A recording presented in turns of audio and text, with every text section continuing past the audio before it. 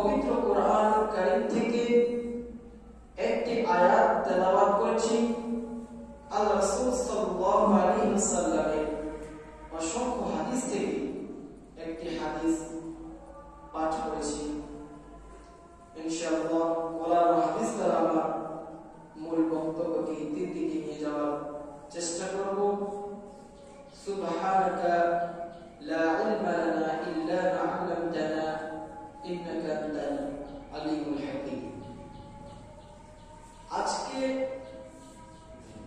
আপনাদের সম্মুখে যে বিষয়টি নিয়ে আলোচনা করব ভেবেছি কিংবা আলোচনা করার জন্য উপস্থিত হয়েছি, সেটি হলো পরনিন্দা। আজকে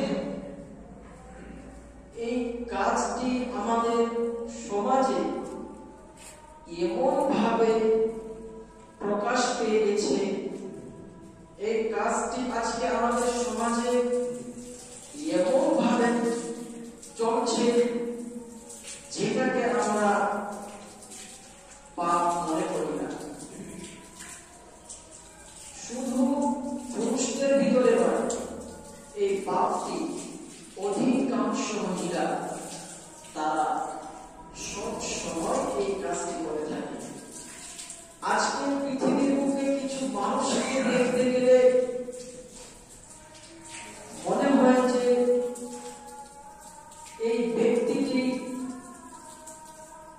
পরনিন্দা ছাড়া কিছু খুঁজে পায় না, এবং কোন মহিলার দিকে দেখতে গেলে আমরা তার মুখ থেকেও এমন কথা শুনে থাকি, তার মুখেও শুধু পরনিন্দা। আজকে চায়ের দোকানে বসে এই মুমিন পাড়া কার বাড়িতে কি হয়েছে না হয়েছে সব চায়ের দোকানে সেই বাড়ির তথ্য ফাঁস হচ্ছে। সম্মানিত উপস্থিতি, এটি একটি জঘন্য অপরাধ। মানুষের অন্তরের দরজা হচ্ছে তার মুখ, তার জিহ্বা। এই জিহ্বা মানুষকে জান্নাতে নিয়ে যেতে পারে। এই জিহ্বা মানুষকে সম্মানীয় ব্যক্তি বানাতে পারে, এবং এই জিহ্বাই মানুষকে জাহান্নামে নিয়ে যাওয়ার জন্য যথেষ্ট। আজকে আমরা যে পাপ কর্মগুলো করি এই জিহ্বার মাধ্যমে সেই পাপ হয়ে থাকে। আজকে আমরা যেগুলো নেকি অর্জন করি এই জিহ্বার মাধ্যমে আমরা সেই নেকিগুলোকে অর্জন করি। কেমন? আজকে আপনি কোনো একটি খারাপ কথা বললেন, কারো বিপদ করলেন, পরনিন্দা করলেন, আপনি গুনাহের কাজ করলেন। আপনি এই জিহ্বা দিয়ে গুনাহ করলেন, এবং আপনি যদি এই জিহ্বা দ্বারা আল্লাহ সুবহানাহু ওয়া তাআলা জিকির আজকার করেন, তাসবিহ তাহলিল করেন, আপনি যদি এই জিহ্বা দ্বারা কোরআন কারীমের তেলাওয়াত করেন, আপনি যদি এই জিহ্বা দ্বারা মানুষকে সৎ পথের আদেশ করেন, সৎ কথার আদেশ দেন, তাহলে আপনি এই জিহ্বা দ্বারা নেকি অর্জন করছেন। জান্নাত যাওয়ার মাধ্যম আপনার এই জিহ্বা, এবং জাহান্নামে নিয়ে যাওয়ার জন্য যথেষ্ট হবে এই জিহ্বা। অতএব প্রত্যেককে কর্তব্য আমরা যেন আমাদের মুখে আমাদের জিহ্বা যেন যথাযথভাবে সংযত করতে পারি, আমাদের মুখকে যেন আমরা কন্ট্রোল করতে পারি, যেন আমাদের মুখ দ্বারা আমাদের জিহ্বা দ্বারা এমন কোনো কথা প্রকাশ না পেয়ে যায় যে কথাটি বলার পর আমার পাপ হবে। সম্মানিত উপস্থিতি, আল্লাহ সুবহানাহু ওয়া তাআলা পবিত্র কোরআন কারীমে এই ব্যাপারে সূরা হুমাযা 1 নম্বর আয়াতে বলেন, ওয়াইলুল লিকুল্লি হুমাযাতিল লুমাযা, ধ্বংস নিশ্চিত ওই ব্যক্তির জন্য যে ব্যক্তি সামনে পিছনে মানুষের গীবত, নিন্দা এই কর্মগুলো করে বেড়ায়। শুধু তাই নয়, আল্লাহ সুবহানাহু ওয়া তাআলা তিনার পবিত্র কোরআন কারীমে তিনি আরো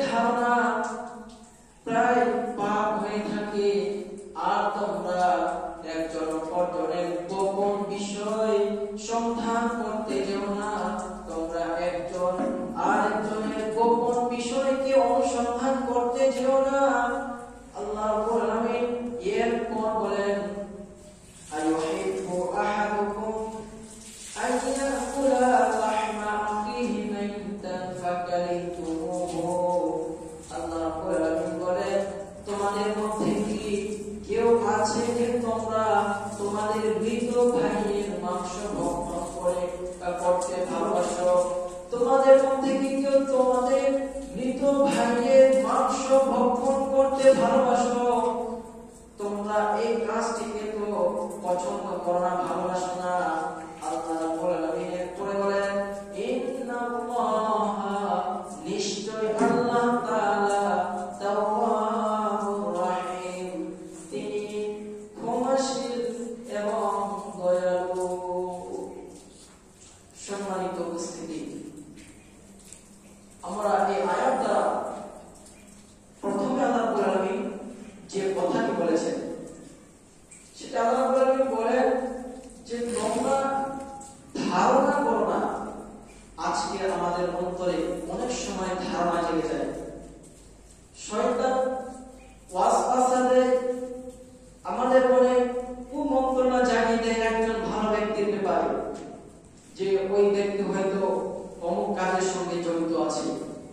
আপনার অন্তরে শয়তান ওয়াসওয়াসা দিয়ে দেয়, তাই তো ঠিক হতে পারে ওই কাজের সঙ্গে জড়িত আছে হয়তো। এর মধ্যে বিভিন্ন ভাবে খারাপ ওয়াসওয়াসা শয়তান মানুষের অন্তরে দেয়। একজন ভালো ব্যক্তির উপরে আমরা খারাপ ধারণা করে থাকি, তাকে আমরা খারাপ ভেবে থাকি। সম্মানিত উপস্থিতি, এই ধারণা করা অধিকাংশ সময় পাপ, কিংবা কিছু একটা জিনিস হারিয়ে গেছে, আপনার ধারণা হচ্ছে যে ওই নিতে পারে, এমন ধারণা, প্রমাণ ছাড়া এমন ধারণা করা যাবে না, এমন ধারণা পাপ হয়ে থাকে। এবং আমাদের মধ্যে যে জিনিসটি সব থেকে বেশি প্রকাশ পায় সেটা হলো আমরা একজন আরেকজনের গোপন বিষয়কে আমরা অনুসন্ধান করি, খোঁজ করতে থাকি তার গোপন বিষয়, সে গোপনে কি কি কাজ করে, এটাকে আমাকে তালাশ করতে হবে। কি কারণে আমরা তালাশ করি? যে ওই ব্যক্তিকে অপমান করার জন্য। সম্মানিত উপস্থিতি, এটি হলো একটি বড় পাপ। আজকে একজন ব্যক্তি আর একজন ব্যক্তির গোপন তথ্যকে আমরা তালাশ করে খোঁজ করতে থাকি, এর উদ্দেশ্য তাকে অপমান করার জন্য, এর উদ্দেশ্য তাকে লোকের সামনে ছোট করানোর জন্য, অপমান অপদস্থ করানোর জন্য। সম্মানিত উপস্থিতি, এটি আল্লাহ রাব্বুল আলামিন তিনি নিষেধ করেছেন যে তোমরা একে অপরের গোপন বিষয় অনুসন্ধান করতে যেও না, তোমরা সেই বিষয়কে তালাশ করতে যেও না। এরপর আল্লাহ রাব্বুল আলামিন বলেন যে তোমরা একজন আরেকজনের গীবত করো না, পরনিন্দা করো না। আল্লাহ রাব্বুল আলামিন এরপরে যে কথাটি বলেছেন যে তোমাদের মধ্যে কেউ কি তার মৃত ভাইয়ের মাংস ভক্ষণ করতে, খেতে ভালোবাসে? এটি তো আমরা কেউ ভালোবাসি না, পৃথিবীর কোন মানুষ এটাকে ভালোবাসে না।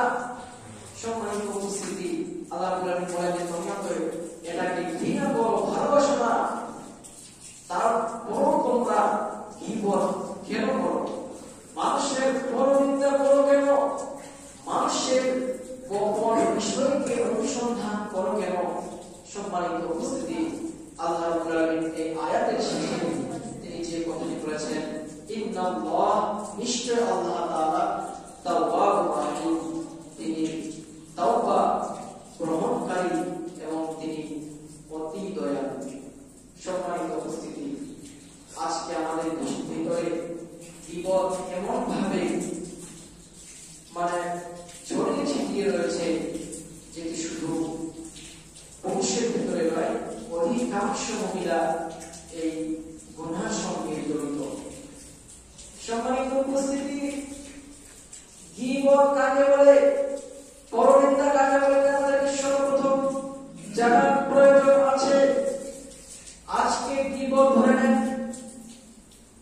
একজন ব্যক্তির সম্পর্কে আপনি এক জায়গায় আলোচনা করছেন, কিন্তু সেই ব্যক্তিটি এই স্থানে নেই, এই জায়গায় নেই, আপনি এই জায়গায় তার ব্যাপারে কথা বলছেন যে ওই ব্যক্তিটি খারাপ, অমুক কাজ করছে, অমুক কাজ করছে, অমুক কাজ করছে, এই করে তার ব্যাপারে আপনি তার নিন্দা করছেন, এটিকেই বলা হয় গীবত। সে অন্যায় কাজ করছে, আপনার কর্তব্য তাকে তার অন্যায় জানিয়ে দেওয়া, কিন্তু আপনি সেই কাজ না করে আপনি তার গীবত করছেন, পরনিন্দা করছেন। আল্লাহ রাব্বুল আলামিন বলে দিয়েছেন যে এই সমস্ত ব্যক্তিদের জন্য ধ্বংস নিশ্চিত। সম্মানিত উপস্থিতি, আমাদেরকে এই পাপ থেকে দূরে সরে থাকতে হবে। হয়তো আপনাদেরকে গীবত এখনো পরিষ্কার ভাবে আমি বুঝাতে পারিনি, আরো একটি বুঝার জন্য উদাহরণ দিয়ে দিচ্ছি। ধরে নেন এই মসজিদে একটি বিষয় আলোচনা হয়ে গেছে, আপনি এই মসজিদে কিংবা আপনি এই মসজিদে দেখছেন যে এই মসজিদের ইমামের কিছু দোষ ত্রুটি রয়েছে। ইমামের দোষ ত্রুটি আপনি ইমামকে না বলে আপনি যদি এটি বাইরে গিয়ে প্রচার করেন, এটি হলো গীবত। যার যেটি দোষ, অন্যায়, মানুষের অন্যায় হবে, মানুষ ভুল করবে। আল্লাহ রাসূল সাল্লাল্লাহু আলাইহি ওয়াসাল্লাম বলে দিয়েছেন যে কুল্লু বানি আদামা খাত্তাউন ওয়া খায়রুল খাত্তাইনা আত-তাওয়াবুন। প্রত্যেকটি আদম সন্তান গুনাহগার এবং অত্যন্ত গুনাহগার তারাই যারা গুনাহ করার পর আল্লাহ সুবহানাহু ওয়া তাআলার কাছে ক্ষমা প্রার্থনা করে। সম্মানিত উপস্থিতি, এই গীবত করা চলবে না। আপনি যারে যেটি অন্যায় দেখবেন তাকে আপনি সেই অন্যায়ের কথা বলবেন যে ভাই আপনার এই জায়গায় আপনি এই কাজটি করে দিচ্ছেন, আপনার কাজটি করা ঠিক নয়, আপনাকে কাজটি সঠিকভাবে করতে হবে। তার যেটা ভুল রয়েছে আপনি সেই ভুল তাকে সংশোধন করে দেবেন, এটি আপনার জন্য দায়িত্ব এবং কর্তব্য। তার ভুলটি যদি আপনি তাকে না বলে বাইরে গিয়ে বেড়ান, রটিয়ে বেড়ান, তাহলে এটি হলো গীবত। এর গুনাহ খুব কঠিন গুনাহ। এই গুনাহ কি করে ক্ষমা হবে, এই ব্যাপারে অধিকাংশ আলেম ওলামা এক একজন এক এক রকম কথা বলেছেন। এই গুনাহ কেউ বলেছে যে যে ব্যক্তির নামে নিন্দা গীবত রটিয়ে বেরিয়েছে, বলে বেরিয়েছে যে ওই ব্যক্তি খারাপ, ওর এই করে ওই কাজ করে, ও কাজ করে, তমুক কাজ করে, যে ব্যক্তি এভাবে বলে বেরিয়েছে তাকে তার কাছে গিয়ে ক্ষমা চাইতে হবে আগে সর্বপ্রথম। এবং কেউ কেউ বলেছে যে তার নামে যে স্থানে গীবত করেছে, নিন্দা করেছে, সেই স্থানে তার প্রশংসা করতে হবে। সম্মানিত উপস্থিতি, আল্লাহ সুবহানাহু ওয়া তাআলার কাছে যথাযথভাবে এই পাপের জন্য তওবা ইস্তিগফার করতে হবে এবং নিজের অন্তরে এটি এমন ভাবে ভরিয়ে নিতে হবে যে এর পরে যেন আমার দ্বারা এমন কাজ, এমন অন্যায় যেন আর না হয়ে থাকে। আজকের মহিলাদের ভিতরে এই পাপটি অধিকাংশ মহিলা করে থাকে। প্রায় জায়গায় যখন যে কোনো সময় হয়তো এই এলাকায় বৈকাল বেলায় গরমের দিনে এক জায়গায় বসে তারা বাতাস খায়, তারা একে অপরের মাথা দেখে, তারা একে অপরের সঙ্গে যখন গল্প করে তখন তারা বলে জানো অমুক জনের বেটি অমুক জনের সঙ্গে চলে গেছে, জানো ওদের বাড়িতে এটি ঘটেছে, ওদের বাড়িতে এটি ঘটেছে। এই করে তারা একে অপরের নিন্দা করে, গীবত করে। সম্মানিত উপস্থিতি, এগুলো বড় পাপ। এই পাপ কেউ যদি পৃথিবীর বুকে করে আল্লাহ রাব্বুল আলামিনের কাছে যদি ক্ষমা না চায়, যার নামে গীবত করেছে তার কাছে যদি ক্ষমা না চায়, তাহলে হয়তো এই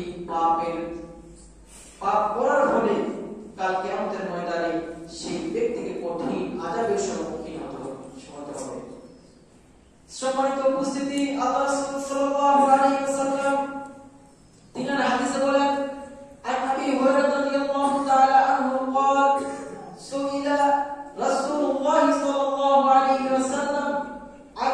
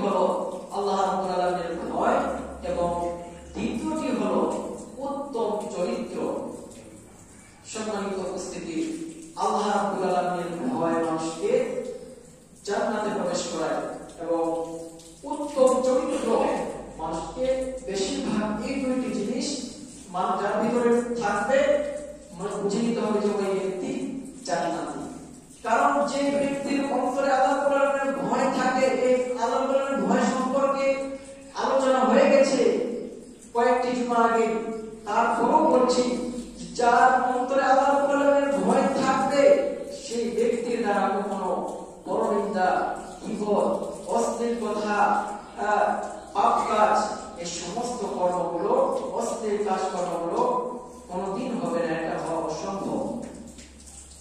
এবং উত্তম চরিত্র মানুষকে জান্নাতে নিয়ে যায়। আজকে উত্তম চরিত্র আমাদের ভিতরে কথা লাকাদ কানা লাকুম ফি রাসূলিল্লাহি উসওয়াতুন হাসানাহ। আমাদেরকে আদর্শ গ্রহণ করতে হবে আল্লাহ রাসূল সাল্লাল্লাহু আলাইহি সাল্লামের আদর্শ। কারণ আল্লাহ রাসূল সাল্লাল্লাহু আলাইহি সাল্লাম তিনার আদর্শই আমাদেরকে গড়ে উঠতে হবে। আমাদের সন্তানদেরকে সুন্নাহ অনুযায়ী তাদেরকে গড়ে তোলার চেষ্টা করতে হবে। সম্মানিত উপস্থিতি, এরপরে আবার রাসূলুল্লাহ সাল্লাল্লাহু আলাইহি ওয়াসাল্লামকে জিজ্ঞাসা করা হলো, হে আল্লাহ রাসূল, কোন জিনিসগুলো মানুষকে বেশিরভাগ জাহান্নামে নিয়ে যায়? কোন জিনিসগুলো মানুষকে জাহান্নামে নিয়ে যায়? আল্লাহ রাসূল সাল্লাল্লাহু আলাইহি ওয়াসাল্লাম বললেন, ফাকালা আল ফামু ওয়াল ফারজ। প্রথমটি হলো জিহ্বা বা মুখ, এবং দ্বিতীয়টি হলো লজ্জাস্থান। এই দুইটি জিনিসের কারণে মানুষ বেশিরভাগ জাহান্নামী হয়, মানুষ বেশিরভাগ জাহান্নামে গিয়ে থাকে। কিভাবে? মানুষের মুখ দিয়ে যদি অশ্লীল কথা, গীবত, কুটনামি, এই সমস্ত কথাগুলো যদি বের হয়ে থাকে, তাহলে মানুষকে তার জিহ্বায় জাহান্নামে নিয়ে যাওয়ার জন্য যথেষ্ট। এবং অপরটি হলো লজ্জাস্থান, মানুষ তার লজ্জাস্থানের হেফাজত।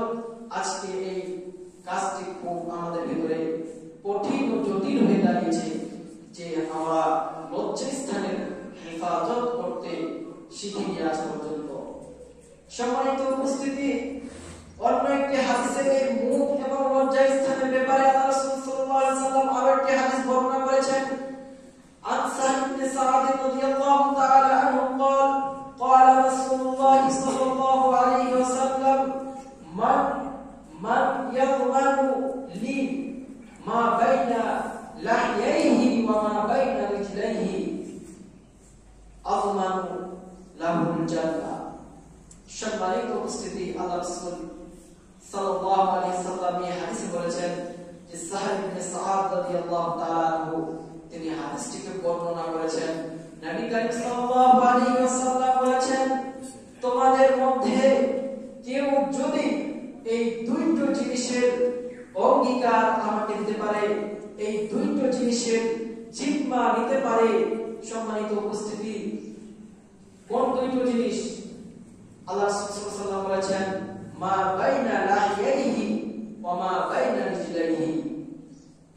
প্রথমটি হলো দুই চোয়ালের মধ্যবর্তী স্থান, জায়গা, যেটাকে মুখ, যা হলো প্রথমটি হলো মুখ, এবং দ্বিতীয়টি হলো লজ্জা স্থান। কেউ যদি এই দুটো জিনিসের দায়িত্ব নিতে পারে, আল্লাহ রাসূল সাল্লাল্লাহু আলাইহি ওয়াসাল্লাম বলেছেন যে ওই ব্যক্তিকে জান্নাতে নিয়ে যাওয়ার দায়িত্ব, জিম্মাদার আমি নিজে নিলাম। সম্মানিত উপস্থিতি, তাহলে একবার চিন্তা করুন এই বিষয়গুলো কত গুরুত্বপূর্ণ বিষয়। আল্লাহ রাসূল সাল্লাল্লাহু আলাইহি ওয়াসাল্লাম তিনি নিজে বলছেন যে কেউ যদি এই দুইটো বিষয়ের অঙ্গীকার নিতে পারে, কেউ যদি এই দুইটো জিনিসের দায়িত্ব নিতে পারে, আমি রাসূল, আমি নবী, আমি ওই ব্যক্তিকে জান্নাতে নিয়ে যাওয়ার দায়িত্ব আমি নিলাম। সম্মানিত উপস্থিতি, অতএব আমাদেরকে খেয়াল রাখতে হবে, যখনই কথা বলবো চিন্তা ভাবনা করে কথা বলতে হবে। যে অমুক জায়গায় একটি কথা শুনেছি, কথা এসে কাউকে বলে দিলাম, কথাকে হজম করতে পারলাম না, কথাকে নিজের মনে রাখতে পারলাম না, মুখের মাধ্যমে প্রকাশ করে দিলাম, এটি গুনাহ। সম্মানিত উপস্থিতি, এমন কাজ করা যাবে না। যদি আমরা এমন কাজটি করি, তাহলে তো আমরা মুখের দায়িত্ব নিতে পারলাম না। আমরা মুখ দিয়ে অশ্লীল কথা বললাম, গীবত করলাম, মানে আমরা শুনতে পারলাম না। আল্লাহ রাসূল সাল্লাল্লাহু আলাইহি ওয়াসাল্লাম বলেছেন যে যে ব্যক্তি এই দুইটা জিনিসের দায়িত্ব নেবে, আমি আল্লাহ রাসূল সাল্লাল্লাহু আলাইহি ওয়াসাল্লাম আমি ওই ব্যক্তিকে জান্নাতে নিয়ে যাব। সম্মানিত উপস্থিতি, অত্যন্ত গুরুত্বপূর্ণ হাদিস। অতএব আমরা যখনই কথা বলবো চিন্তা ভাবনা করে কথা বলতে হবে যে আমি যে কথাটি আমার মুখ থেকে বলতে যাচ্ছি এই কথাটা যদি আমি বলি তো আমার উপকার কি হবে, আমার ক্ষতি কি হবে। এবং লজ্জা স্থানের হেফাজত করতে হবে। লজ্জা স্থানের হেফাজত করা মানে নিজের স্ত্রী, নিজের বিবি ছাড়া অন্য কারো সঙ্গে জেনা বা কুকর্মে লিপ্ত হওয়া যাবে না। এমন করে এটি লজ্জা স্থানের হেফাজত, অর্থাৎ নিজের লজ্জা স্থানকে অন্য কোন জায়গায় খরচ করা যাবে না।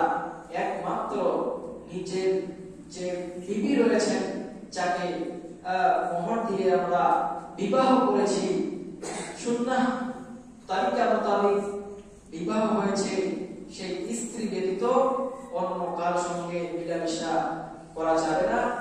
কেউ যদি এমন কাজ করে তাহলে সেটা জিনা হয়ে গেল। জিনার পাপ খুব বড়, কঠিন, জটিল পাপ। সম্মানিত উপস্থিতি, আল্লাহ রাসূল সাল্লাল্লাহু আলাইহি ওয়াসাল্লাম তিনি এই ব্যাপারে অনেক হাদিস বর্ণনা করেছেন যে আমরা পরিশেষে মত কথা বলি যে আমরা যে কোনো জায়গায় খারাপ কথা যদিও আমরা শুনতে পাই তাহলে সেই কথাকে কোনো জায়গায় প্রকাশ করা যাবে না। কারো গোপন তথ্য তালাশ করে সন্ধান করার পর, যাচাই বাছাই করার পর আপনি জানলেন, সেই তথ্যকে ফাঁস করা যাবে না, লোকের সামনে প্রচার করা যাবে না। সম্মানিত উপস্থিতি, কারণ আমি গীবত, মিথ্যা অপবাদ লাগানো যাবে না। যেমন একটি হাদিসে রয়েছে যে একজন সাহাবী বলছেন যে হে আল্লাহ রাসূল সাল্লাল্লাহু আলাইহি ওয়াসাল্লাম, গীবত কি? আল্লাহ রাসূল বললেন যে তোমার একজন ভাই অনুপস্থিতিতে তুমি তার নামে যে কথাগুলো বলবে, যেগুলো সে শুনলে তার অন্তরে লাগবে, তার কষ্ট লাগবে, সেই কথাই হলো গীবত। আর সাহাবী বললেন যে হে আল্লাহ রাসূল, সে যদি সেই কাজটি না করে থাকে আর যদি সেই কথাকে বলা হয়, আল্লাহ রাসূল বললেন সেটি হলো মিথ্যা অপবাদ। সম্মানিত উপস্থিতি, এই অপবাদ দেওয়া এটি মুনাফিকদের এটি একটি বৈশিষ্ট্য।